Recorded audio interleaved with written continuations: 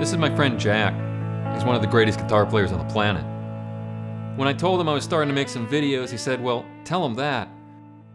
And it's a standard to live up to, evident in all of my favorite slide guitar players, whether Jack, or George Harrison, or Dwayne, or Ry Cooder, or Sonny Landreth.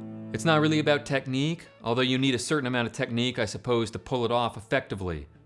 Maybe your first inclination is that slide guitar is hard, so it must be getting in tune and developing a good sense of intonation. And while that's greatly important indeed, remember that Dwayne wasn't always in perfect tune, but he meant it, and it was great.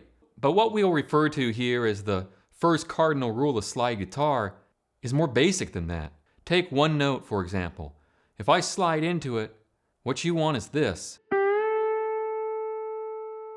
Do that. Don't do this.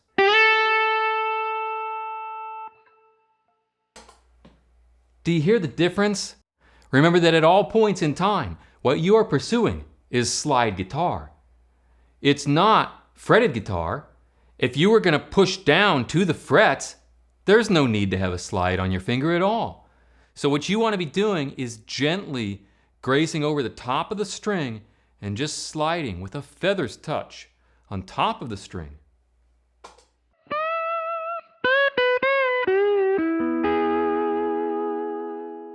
This precedes everything, because without it, it's not really slide guitar anymore, it's a mistake. So be very mindful of that from the start and make it a core principle.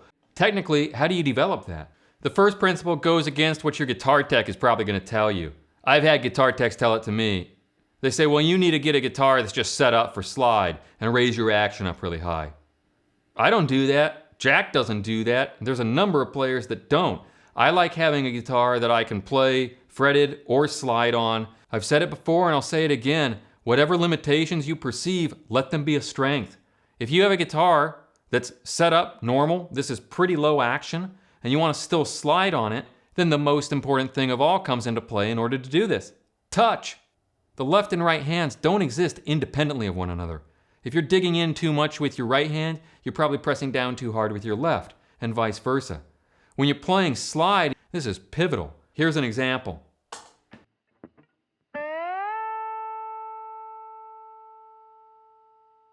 I barely touched the string there. Barely. Lighter than I would normally use for my touch playing slide guitar, but to demonstrate, to give a point. If I hit that string really hard, because I'm really into it in the moment, and I think I'm being aggressive, and I think I'm being cool, I think I'm getting into my music, the right and the left hand exist in concert with one another. They're completely synchronized, one follows the other. So you gotta lighten up your touch with everything. One of the ways that I've found that's very advantageous to help develop that is to be mindful of volume.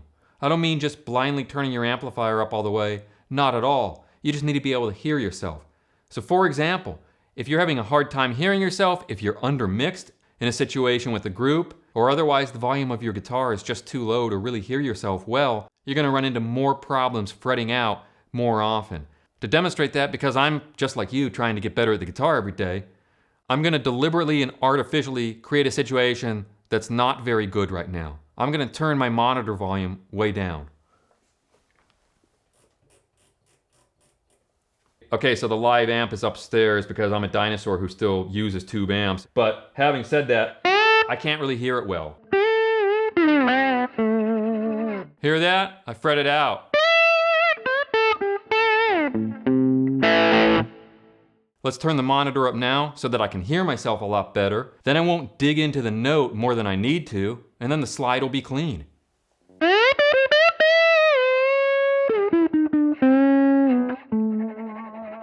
Point is not perfection.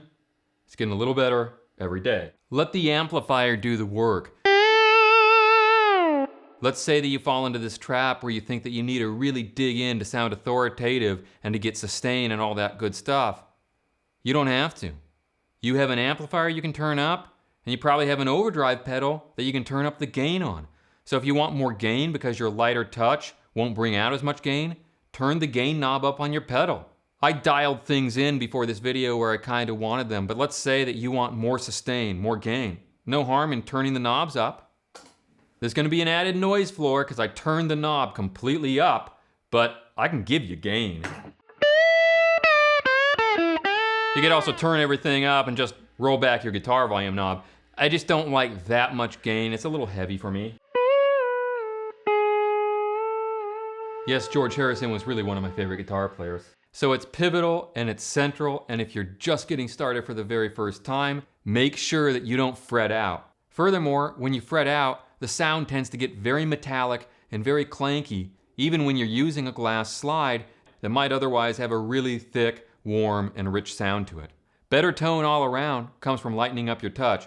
And I get it, I went through Stevie Ray Vaughan too. I love Stevie dearly. That was a different situation. Everything was heavy. So he was digging in heavy, but he also had very high action, super heavy strings of course, very large fret wire. Stevie once described his sound as, quote, "I play like I'm breaking out of jail." It's kind of all or nothing. You either go all the way to get there, or it's gonna fall apart. Because if you take that guitar approach and you do it with a lighter set of strings, with a different fret wire that's not as wide and tall, with a string action that's lower, you're hurting your tone.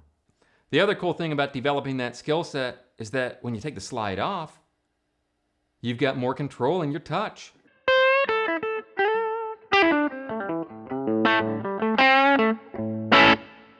The standard is well documented.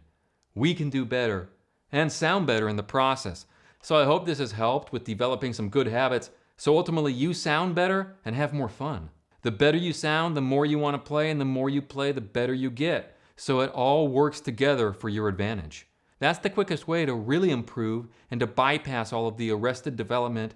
Keep at it even when you have a bad day. Things do get better the more you play. You just got to play a lot of guitar and beautiful things start to happen. I'd also like to mention right here at the end, I was in a laundromat around maybe 2014 and I met a hippie and I was reading a book on Dwayne. I just want this at the end because it's a quote that stuck with me for life. And the hippie in the tie-dyed shirt came over and introduced himself to me, and he was a big, huge Dwayne fan, and he said, "I get Dwayne on a soul level." I hope this helps to advance your slide guitar playing so you too will play on a soul level.